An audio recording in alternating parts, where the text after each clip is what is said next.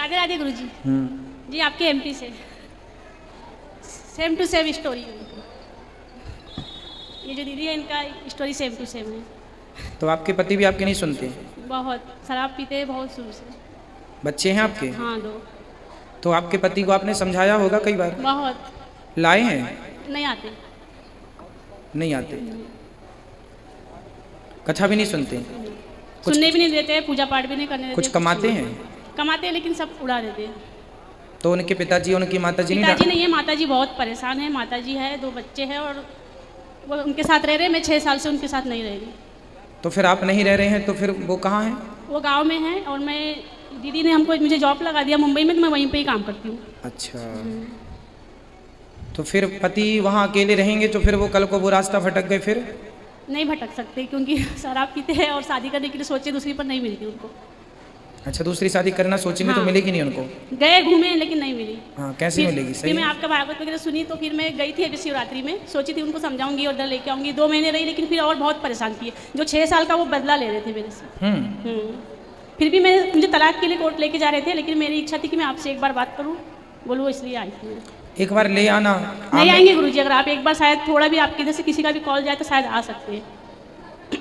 आप ही मेरी कॉल बन के उनसे बोलना कि बुलाया है, ले आना, बात करेंगे, यदि समझाएंगे समझें तो अच्छी बात है। मैं रही गुरुजी वहाँ पर 2-6 साल के बाद फिर गई। गाँव के लोगों के ताने वाने बहुत सुनी लेकिन मैंने सब छोड़ दिया। अपने मेरी बेटी है, बेटी के लिए मैं गई। बच्चा भी उसके जैसे हो गया, बिगड़ गया बेटा भी पापा के जैसे। तो बेटा आपके साथ रहता है? नहीं, बेटा बेटी और सास सब गाँव में रहते हैं।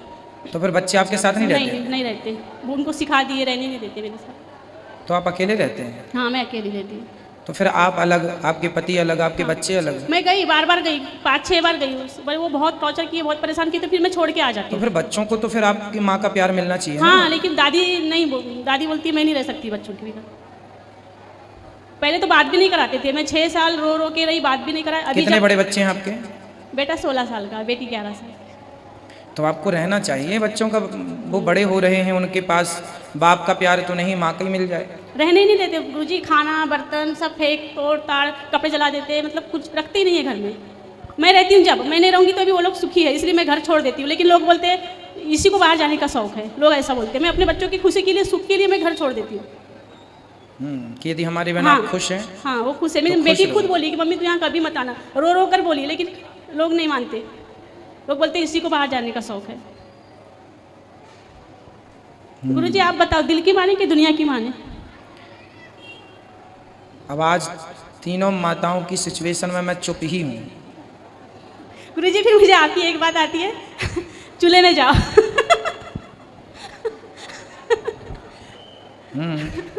दिल की मानो बस। ठीक है, मैं इसमें क्या कहूँ, मुझे कुछ समझ नहीं आ रहा कि मैं क्या कह दूँ आपसे। बेटों के साथ रहना, मैं ये कह सकता हूँ कि अपने बच्चों के साथ रहो, बहुत समझाई वो भी सिचुएशन विपरीत है आपकी। हमारी माँ जी, मेरी सास को आँख में मोतिया भी नहीं, मैंने उनको ये भी उनको लोभ दिया कि महाराज के पास चलो मैं आपका मोतिया बन का ऑपरेशन करवा दूंगी। माँ जी को भी बोली लेकिन नहीं, मेरा बेटा डांटेगा, डरती। उनकी इच्छा है सबकी आने की, लेकिन उससे डरती एकदम, वो मारूंगा पीटूंगा कोई जाऊंगी नहीं, ऐसा बोलती। आप अपने पति को ले आना, हम कोशिश करेंगे एक बार समझाने की। ठीक है गुरुजी, लेके आऊँ। गुरुजी एक भजन सुनाती आपको। हर पल तुम्हारी याद आती रहे गुरुवर, आती रहे, तुम्हारी छवि मन को लुभाती रहे। हर पल तुम्हारी याद आती रहे गुरुवर, आती रहे। राधे राधे। खुश खुश। राधे राधे गुरुजी। जी गुरुजी क्या कहूँ मैं, मेरे पति दारू पीते हैं, पूजा भी करते हैं, परिक्रमा भी देते हैं, ठाकुर जी की सेवा करते हैं, हर महीने गोवर्धन की परिक्रमा भी देते हैं, पर शाम को दारू पीते हैं, फिर बहुत गंदी गंदी गाली देते हैं। अच्छा ये बताओ, अभी आपने ये जो उड़ीसा वाली बहन है इनका भी दुख सुना? हाँ। ये जो बहन है अभी आपसे पहले बोली, इनका भी दुख सुना। हाँ। और आपका भी दुख है। अब बताओ, आप तीनों में सबसे ज्यादा दुख किसका है? मैं तो ये कहती हूँ, वो परिक्रमा भी देते हैं, इतनी पूजा करते हैं, वो कितनी समझाते हैं, बच्चे भी समझाते हैं। मैंने बेटी की शादी की है, मैंने लाए हैं आप उनको? नहीं आए। 10 लाख रुपए का कर्जा किया है, मैं अकेली उनको चुका रही हूँ। वो दारू पी के कोई टेंशन लेते, कुछ नहीं करते। ये सवाल मैं सबसे कर रहा हूँ आज। आप सभी श्रोताओं ने आज तीनों बहनों की दास्तां सुनी।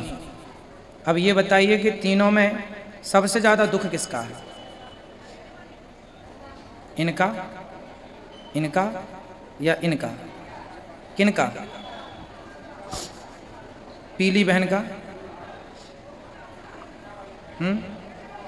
हाँ, पहले वाली। तो आपके पति को मेरे पास लाना। आ जाएंगे, वो मैं आई थी यहाँ पे। आपके पति तो बहुत अच्छे हैं, जून में आई कम थी। से कम आपकी बात तो मानते हैं कुछ?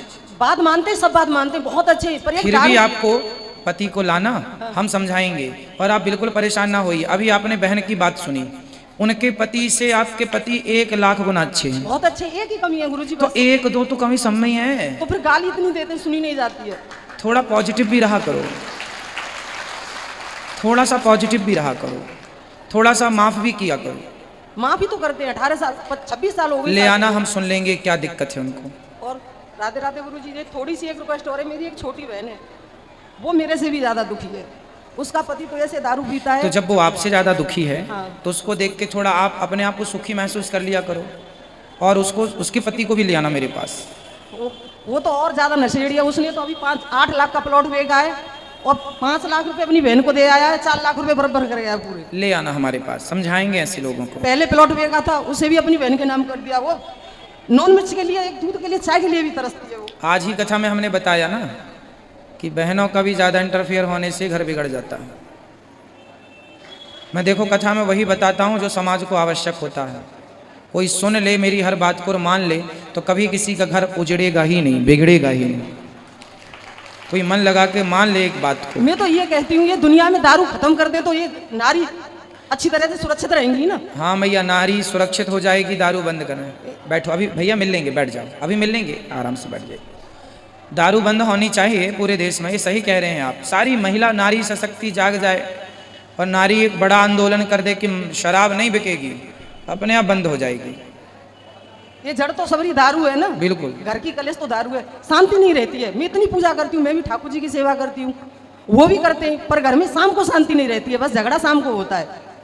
कुसंग सबसे बड़ी अशांति की जड़ है। इसलिए कलयुग का 4 जगह स्थान है। द्यूतम पानम स्त्रियः सूना, जुआ, शराब, ये कलयुग के ठिकाने हैं। जो इन लोगों का सेवन करेगा, इन चारों का, वो सुखी हो ही नहीं सकता सपने में। जुआ खेलने वाला, शराब पीने वाला, मांस खाने वाला और बेईमानी का धन हरने वाला और पर नारी पर दृष्टि रखने वाला कभी सुखी नहीं हो सकता। क्या करें गुरुजी? लाना पति को, समझाएंगे। हम आए थे यहाँ पे, जून में आए थे। अभी 1 जून को आए थे यहाँ घूम के। अब आपके आश्रम में चले गए थे, हमें पता नहीं था कि आप यहाँ पे प्रवचन करते हैं, तो हम यहाँ पे लाते हैं। अब लेके आना बच्चे को, पति देव को। इन बच्चे से बात कराना बेटा। ये